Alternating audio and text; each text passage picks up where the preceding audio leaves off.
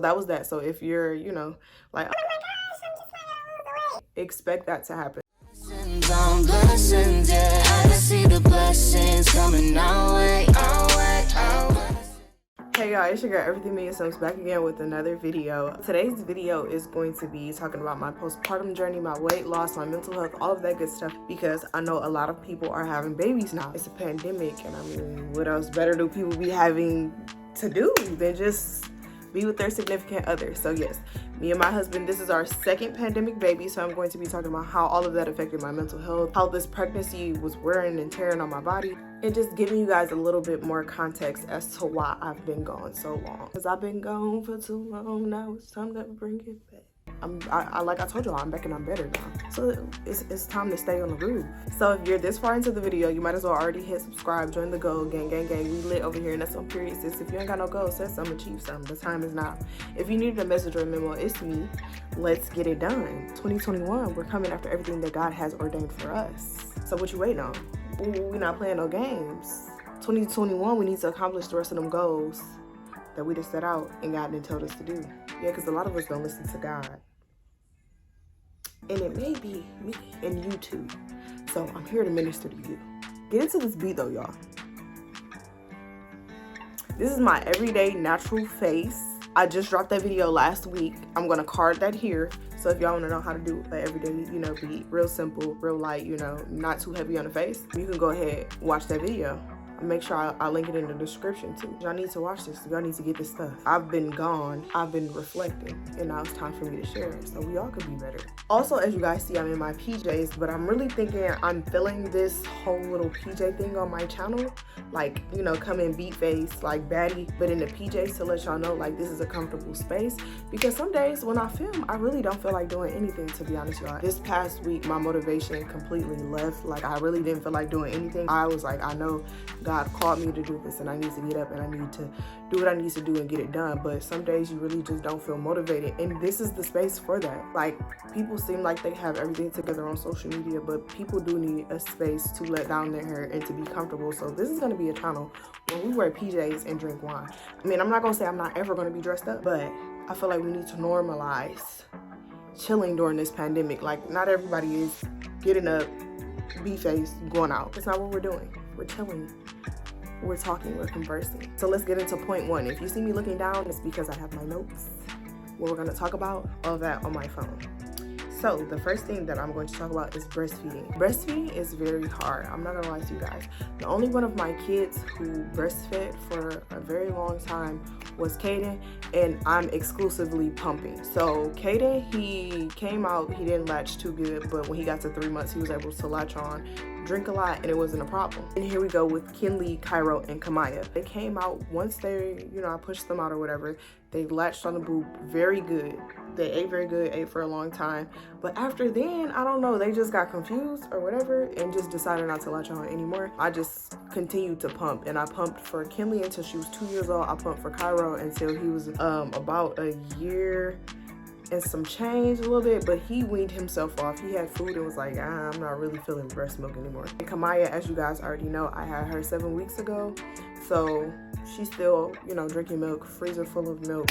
That's crazy, but I may upload another video talking about my breastfeeding tips and how to up your milk, because y'all, my freezer is full of milk.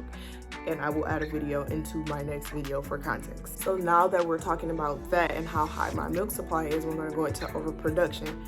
Breastfeeding, it really, I don't know, for me it's a struggle just because I overproduce so much milk. So it's very hard for my kids in the beginning to latch onto the boob, stay onto the boob, because milk is like flying out. And it's just very uncomfortable for them, very uncomfortable for me. My going home process, it wasn't the best. I'm not even gonna lie to you guys. This is my page. This is Everything Me and Sims, where I'm going to keep it real with you guys, and I'm gonna keep it 100. Coming home very much was a struggle because my armpits were like swollen. Like, they literally were the size of golf balls. Like, I'm not even lying to you. You guys can mention Josh, ask him. He will definitely tell you it was not a good time. It wasn't fun at all. And I felt engorged for about a week and a half until my milk actually started coming in and all the swelling went down and everything was released. So that wasn't fun at all. Also, since we're talking about times that were not fun, let's get into these uterine contractions. I had uterine contractions for a very long time after birth, and people think when you exclusively pump that you don't have them at all because it's not the same as the baby latching onto your boob or whatever the case may be, but no, you still have them. I still have them.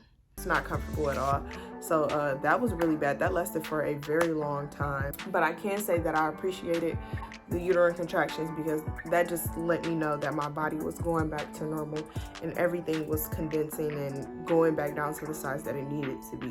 So although it was uncomfortable for me, I was like, you know what, body, do whatever you do. But yeah, y'all, it was really uncomfortable. Like even when I was trying to breastfeed in the hospital, like as soon as you clamp the baby down, like your stomach just get the hurting, and then you could feel my uterus through my stomach. Like you could see it through my stomach. It literally looked like contractions, but no baby in there. One time it got so bad, I really was like, is there another baby in here or something? Like, what's going on? I had to call the nurse in and I asked her, like, you know, like I really feel like something very hard through my stomach and you can see it as well. And she was like, yeah, that's just your uterus. It's just bulging out a little bit. And I was like, you're supposed to do that? And she's just like, yeah, this is baby number 4. Your body is just getting back into the groove of things and everything is not where it used to be. So now the next thing we're going to talk about is weight loss. After birth, I lost about 30 pounds, like just the whole, you know, fluid, all that good stuff, like literally 1 week. As soon as I gave birth, when I came home 3 days later, I was 30 pounds lighter. So that was that. So if you're, you know, like,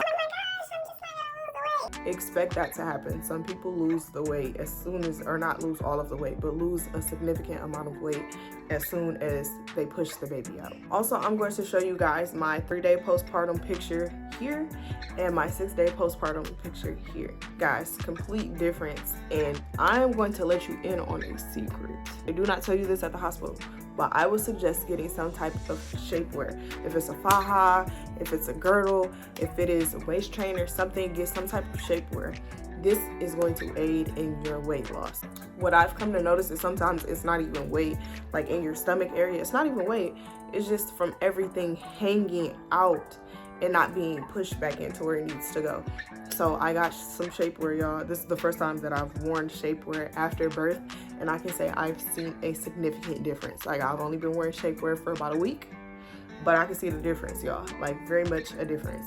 So if you are a new mom, I would definitely suggest getting shapewear, a waist binder, something to push everything back into where it used to be, so that you don't have the issue that some people have with their pelvic muscles not going back to the way that they used to be or where they used to be. So yes, definitely that's key, like chef's kiss, definitely. Let's talk about mental health, guys. So I feel like this is a topic that I very much can speak on because I've been on every side of the spectrum as far as my mental health postpartum. I've given birth twice during a pandemic. I had postpartum depression with 3 of my, I can't talk. Hold on. I had postpartum depression with 3 of my children. And I feel like this is something that I very much can speak on and help other people with. So with Kaden, I was depressed for a very long time, like maybe even like 6 months postpartum, I still was depressed. Like it just was horrible. But with Kaden, I had a totally different situation. I really didn't have any help with him. And when I gave birth to Kaden, I was 17 years old. His father wasn't active at all, or he came, you know, around whenever he felt like it, but he was not as active as a father should be in aiding, you know, the woman that he had a child with and helping with his child. That's what I can say. The first tip that I would suggest is, if you have a partner, if you have anybody around you, somebody around you that is willing to listen, talk about how you feel.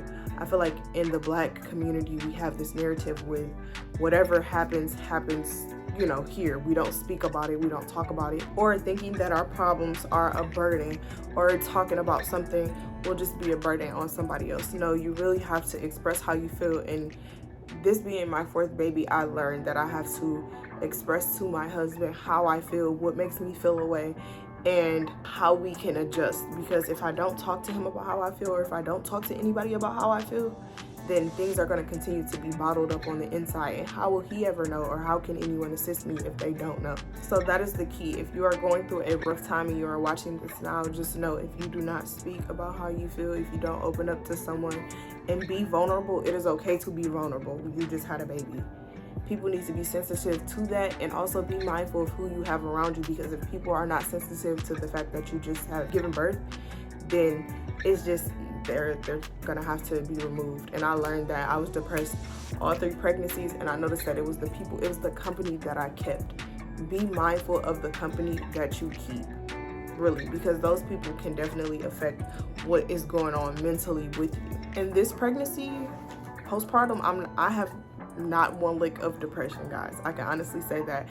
And with Cairo, I really was like, oh my gosh, I just need, because Cairo was the first pandemic baby. We gave birth to Cairo right as soon as the pandemic hit. We gave birth to him April 16th, 2020. So yes, as soon as the pandemic hit, nobody could come to our hospital room. It just was me and Josh in a room for 3 days. We couldn't leave. We couldn't go anywhere. Nobody in, nobody out. That's how it was. I was just like, oh my gosh, I just want something new. I need to do something. I need to walk. I need to go. And I held on to a lot of my weight just for the simple fact that my mental health was not in the correct place, and I was not surrounded around the same people that I'm surrounded around now, like with love and everything. I remember talk. And if you don't have anyone to talk to God. God understands all of your problems, y'all. Literally immerse yourself in the Bible if you feel like that things are getting a little bit too tough. And I know it may be very cliche to say, and that is okay. You can feel that it's very cliche to say. I feel like it's very cliche to say. But although it's very cliche, I'm gonna let you know that this is something that I stood and I stand on. So it may come off cliche, but a lot of people don't really depend on God in the way that they need to. So yes, number 2, depend on God. Really put your problems in his hands. And when he speaks, listen. Listen, guys. A lot of times we feel like we can do things on our own, and oh yeah, I got this, I can do this, and I'll get it done. But really, that's not how things go. You really need to sit down, have a conversation with God, and figure out what he wants from you and how you can get the help that you need to. Because God will tell you, for real. And if you don't think he can, it's because you never really listen to him. He will definitely tell you, y'all. I can attest to that. The last thing that I've come to terms with as far as my mental health postpartum is knowing that this season does not last. Like, I really was so miserable during the beginning weeks with Kamaya, just my, breast being sore, like my body aching, my stomach contracting, me bleeding, and getting chemical burns from some pads that I was using. Like, it was a lot going on, but I was like, you know what, I have to be strong because I know this will not last. I know that in a couple of weeks, my breast will not be sore. I know that in a couple of weeks, she will sleep all through the night. I know that in a couple of weeks, my nipples will not hurt. I know that in a couple of weeks, my body won't ache. I know in a couple of weeks, I will be comfortable, and I have to continue to remind myself of this. So continue to remind yourself that this season does not last always. These are like key, like top tier. Remember that you need to talk to someone. Remember that this season does not last always, and remember, you need to depend on God through everything, no matter how hard things seem. If things seem hard, get on your knees, pray. That's what you need to do. That's what I did. It'll work for you. I have not been depressed this pregnancy at all, so we can talk to that, y'all. But that is the end of this video. If you guys have any questions, if you guys need anybody to talk to, if you guys need a safe space, you can comment below. You can follow me on Instagram at everythingmiasims. But yeah, that's the end of today's video. I'll catch y'all next week. Don't forget to like, comment, and subscribe. Join the goal. Gang. We lit over here, and that's on Furiousness. If you ain't got no goal, set some, achieve some. The time is now. If you needed a message or a memo, it's me. Let's get it done. 2021, we're coming after everything that God has ordained for us. So let's get it done. Let's get it done, y'all. But all right, I'll see y'all next week. Blessings on blessings, yeah. I can see the blessings coming our way.